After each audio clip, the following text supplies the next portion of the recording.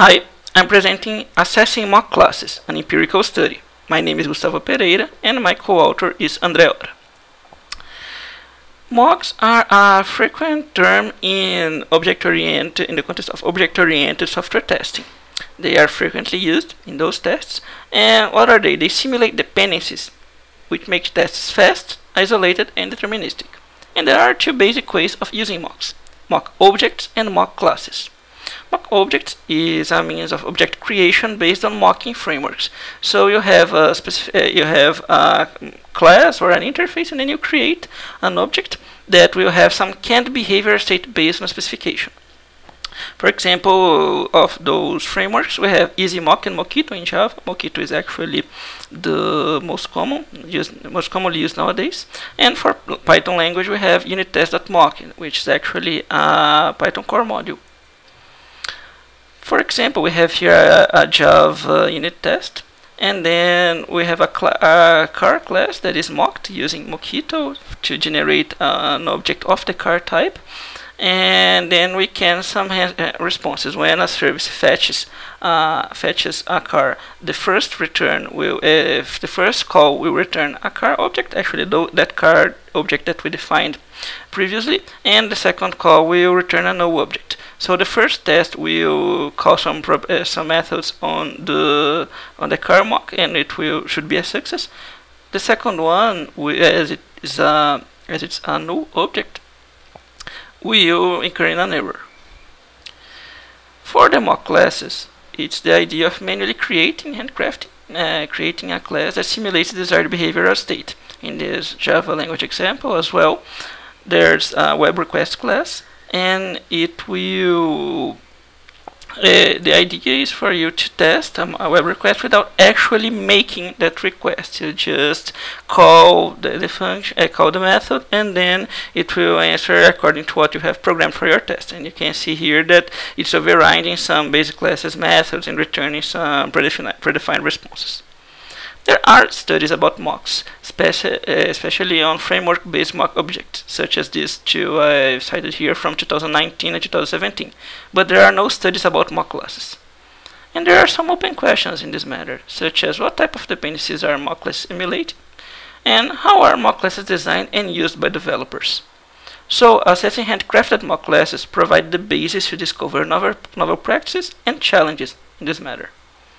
For our study, we selected 12 open source Java projects in GitHub, and they are from different domains, such as web frameworks in the case of Spring and Spring Boot, or database, for example, and Elasticsearch.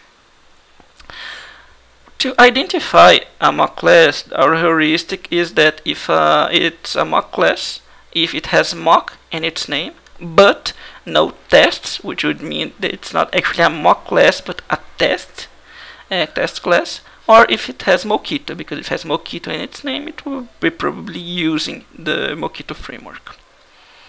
We have two examples here. The first one from Guava, one of the projects on our sample. It has mock as part of its class name, mock runnable. The second one from the Spring framework has mock in its name, but it has test as prefix, as its name is test mock servlet context. Then, by our heuristic, the first one is a mock class because of those criteria, and the second one is not a mock class. In summary, our dataset has 12 projects, over 78,000 classes, about 1,500 classes that were mocked with Mockito, and about 600 mock classes. This is a table with our sample data. So to understand better these questions, we postulated some research questions. First one is, what is the content of those mock classes?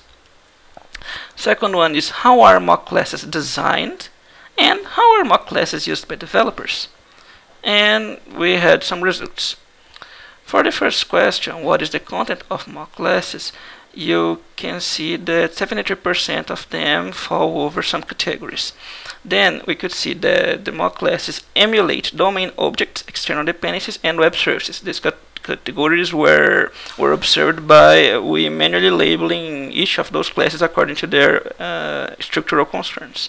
And it's not very different than mocking frameworks, what those previous studies have observed that were the architectural concerns. For the second question, how are mock classes designed? We had looked at some structural details, such as class extension and interface implementation. We could see that over half the classes extend, mock classes extend other classes, and over 40% implement interfaces. Interestingly, less than 10% had neither nor extend classes nor implemented interfaces. That's missing.